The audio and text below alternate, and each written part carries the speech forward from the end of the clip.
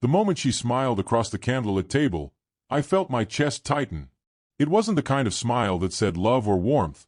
It was sharp, dangerous, deliberate. "Anyone here regret marrying me?" she asked, her voice slicing through the soft murmur of the restaurant like a knife. My fork froze mid-air. My heart pounded so violently, I thought it might burst. Around us, our friends exchanged awkward glances, unsure if this was a joke, but I knew better. That smirk. I had seen it before, the one that meant she had already set a trap. And for reasons I couldn't yet understand, my stomach sank deeper than it ever had in years of marriage. Something catastrophic was about to unfold tonight, and I was trapped at the very epicenter. Her eyes scanned the room, calculating, cold. "Come on," she said, tilting her head. "Someone must have a little honesty for me tonight. Or are we all pretending?" The air grew heavier with every second. I felt an icy dread wash over me.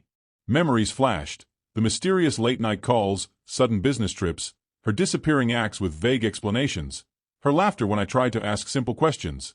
Everything clicked now like shards of glass. She had been hiding something. More than just lies, more than deception.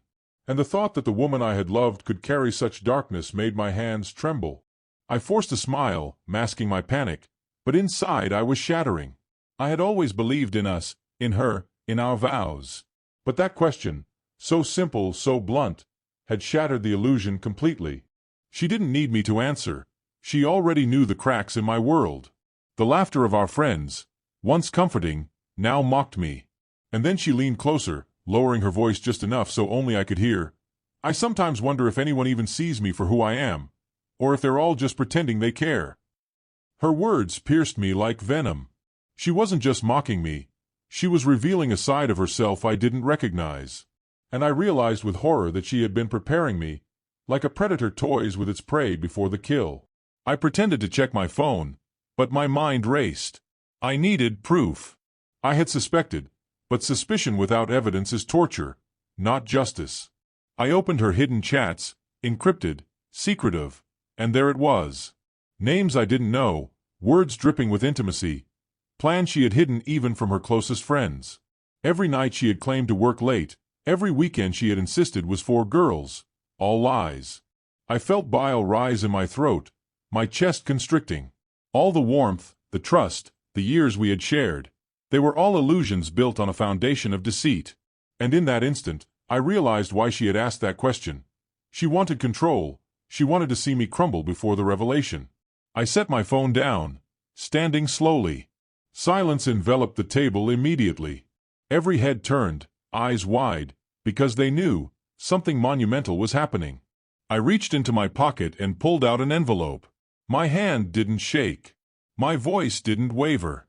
I placed it in front of her. "What's this?" she asked, trying to maintain composure.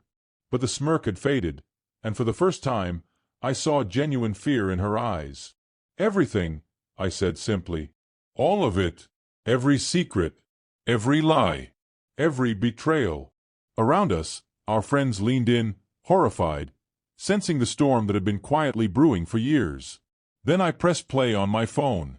The restaurant TV flickered to life, displaying videos she had believed no one would ever see. Her laughing, her whispering, her hands brushing another man's in ways that weren't innocent. The timestamps proved her alibis were fabricated. My friends gasped. Some turned pale, others couldn't look away. She tried to reach for the remote, to stop it, but I raised my hand. "No interruptions. Let them see everything." And just like that, her world, meticulously built on lies and charm, began collapsing in real time. Her lips trembled. She opened her mouth, but no words came.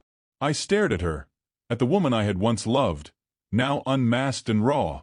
Anger, betrayal, and heartbreak collided inside me. Years of devotion, of sleepless nights, of believing in her truth, all obliterated in 3 silent, horrifying minutes. And yet, through the heartbreak, clarity emerged. Silence had been my ally, patience my weapon, and now, truth was my ammunition. She had assumed I would cry, shout, beg, but I had prepared for this. I had waited for the moment where exposure would speak louder than confrontation. I leaned closer, voice low but steady. "I don't regret marrying you. I regret not seeing who you really were sooner." The room fell into a stunned silence. She was pale, frozen, realizing for the first time that her carefully curated facade was gone. I turned and walked away, leaving the envelope of her betrayal on the table as a monument to the lies she had lived.